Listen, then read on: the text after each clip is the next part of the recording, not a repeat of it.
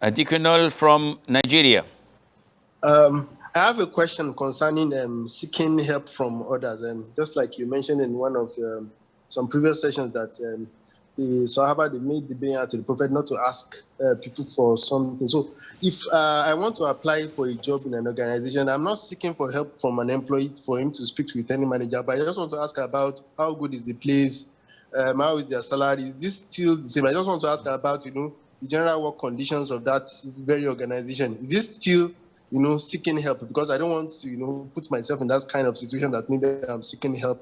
I want to seek help from Allah, but asking questions about the place and just general, maybe asking about how the place is it still termed as seeking help? Wajazakum. There is nothing wrong at all in seeking information and help, generally speaking. So if you want to go to a country, you ask people, what's the currency? Is it like there? What's the weather? What's the best place to get a place to stay in? What are the best restaurants to visit?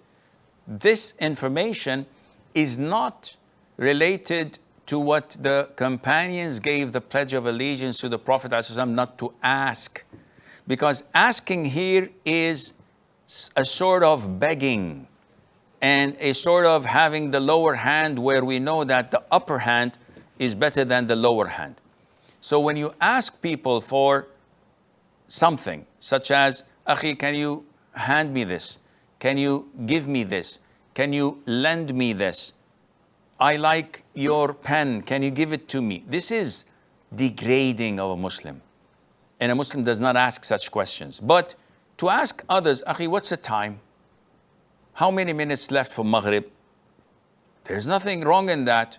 Even asking people for a loan, there's nothing wrong in that. The Prophet ﷺ borrowed from others. He even borrowed from a Jew.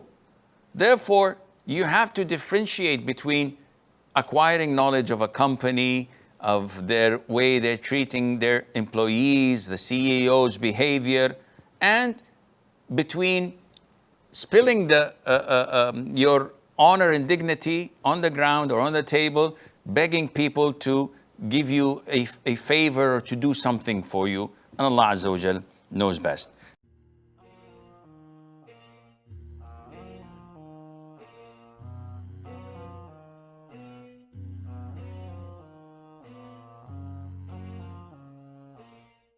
And have you ever taken a counseling session with me?